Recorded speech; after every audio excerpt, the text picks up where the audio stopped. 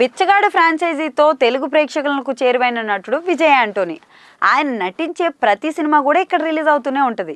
అయితే తాజాగా crime thriller Maargan the black devil సినిమాతో ప్రేక్షకుల ముందుకైతే వచ్చారు. సురేష్ బాబు తెలుగులో రిలీజ్ చేస్తారనే మాట తప్పితే ఈ సినిమాకు కావాల్సినంత ప్రీ రిలీజ్ బజ్ అయితే రాలేదు.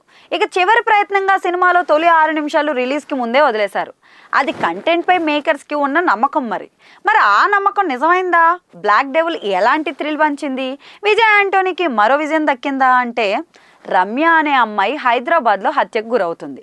ఇది మామూలు హత్య కాదు. ఒక కిల్లర్ ఇంజెక్షన్ ప్రయోగించడంతో శరీరం అంతా నల్లగా మారి మసిబొగ్గులా పారి గుర్తుపట్టడానికి కూడా వీలు లేని స్థితిలోకి మారిపోతుంది. దేశవ్యాప్తంగా సంచలనమైన ఈ case Mumbai additional DGP Dhruv Kumar అంటే విజయ్ యాంటోనీ దృష్టికి అయితే వస్తుంది. గతంలో ధ్రువ్ కూతురు కూడా ఇదే రీతిలో హత్యకు గురవడంతో రమ్య కేసును పర్సనల్గా తీసుకుంటాడు. ఇక కేసును ఛేదించడానికి హైదరాబాద్ పోలీస్ సపోర్ట్తో అనధికారికంగా అంటే అనఫిషియల్గా రంగంలోకి దిగుతాడు.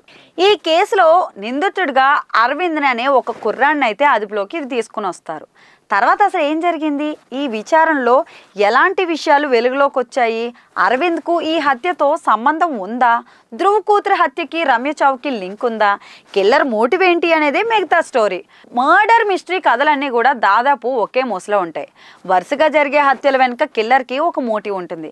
చివరికి పోలీసులు ఆ కేసును అయితే ఛేదిస్తారు. కానీ ఈ టెంప్లెట్ కాస్త కొత్తగా ప్రేక్షకుడిని ఎంగేజ్ చేసి థ్రిల్లింగ్గా చెప్పడంతోనే సక్సెస్ ఆధారపడి ఉంటుంది. మార్గంలో ఈ ప్రయత్నం కొంతవరకు అయితే జరిగింది. మామూలు సీరియల్ కిల్లర్లా మొదలైన ఈ కథ అరవింద్ పాత్ర ఎంట్రీతో సైకలాజికల్ స్పిరిచువల్ కోణంలోకి అయితే మారుతుంది. ఇక అరవింద్ లవ్ స్టోరీ ఈ కథకు అవసరం లేదని అనిపించినా మెల్లిమెల్లిగా తన గతం కానీ తన అసాధారణ జ్ఞాపక శక్తిని కేసు విచారణకి వాడుకున్న తీరు, లాజిక్ అందకపోయినా సూక్ష్మదేహం లాంటి కాన్సెప్ట్ పైన అవగాహన ఉంటే ఈ ఎపిసోడ్ అయితే కొత్త అనుభూతిని పంచుతుంది.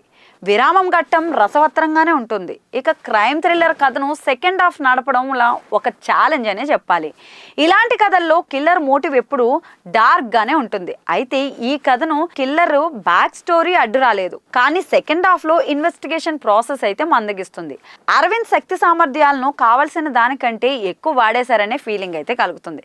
ఒక పాయింట్ వరకు ఓకే, కానీ నీటిలో మునక వేసి దివ్య దృష్టితో అంతా చూస్తుంటేనే ఆడియన్స్కి ఎక్కడో లాజిక్ కొట్టేస్తుంటుంది. క్రైమ్ థ్రిల్లర్లో కిల్లర్ని రివీల్ చేసే విధానం చాలా ఎగ్జైటింగ్గా ఉండాలి. అలాగే ఇందులో కూడా అదే ఎగ్జైట్మెంట్ అయితే కనిపిస్తుంది. ఇక కిల్లర్ ఎవరు గెస్ చేసే క్రమంలో ఆడియన్స్ ని బాగానే డైవర్ట్ చేయగలిగారు. ఒక ఇజంకు కారణంగా జీవితంలో కృంగుబాటుకు గురై కిల్లర్ గా మారిన ఒక వ్యక్తి కదా ఇది. అయితే తన మోటివ్ లో కొన్ని లోపాలు కనిపిస్తాయి. ఇందులో మొత్తం 4 హత్యలు జరుగుతాయి. ఇందులో 2 వ్యక్తుల కారణంగా కిల్లర్ కు అవమానం ఎదురవుతుంది. మిగతా 2 అమాయకులు.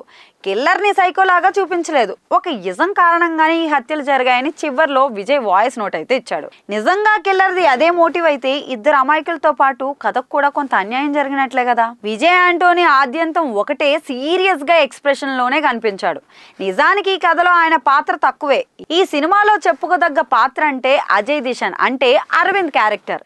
ఆ పాత్రలో చాలా కోణాలు పొరలు ఉన్నాయి. నిజానికి అలాంటి పాత్రతో ఒక సూపర్ హీరో సినిమా చేయొచ్చు. సముద్రకని చేయాల్సిన పాత్ర కాదు. 2 సీన్ల కోసం ఆయన లాంటి నటుడు అవసరమే లేదు. బిరిగిడా, ప్రీతిక, వినోద్ సాగర్, దీప్సిక ఈ పాత్రలన్నీ కూడా కథ మేరకైతే కనిపించాయి. కెమెరా పనితనం, సంగీతం బాగా కుదిరాయి. తెలుగు డబ్బింగ్ కూడా బాగానే సెట్ అయింది.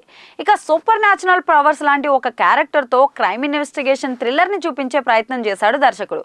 అయితే దీనికి ఒక ఇజం తోడైంది, కానీ దాని మోటివ్ సీరియస్గా కుదరకపోవడంతో ముగింపు కాస్త బలహీనపడింది. అయితే ఇది మరీ చప్పగా సాగిన సినిమా కథేం కాదు. కొన్ని థ్రిల్లింగ్ మూమెంట్స్ అయితే ఉన్నాయి. ఇక మైండ్ బెండింగ్ థ్రిల్లింగ్ కోవలకైతే రాదు, కానీ ఒక మోస్తారు థ్రిల్లర్ చూసిన అనుభూతి అయితే కలుగుతుంది.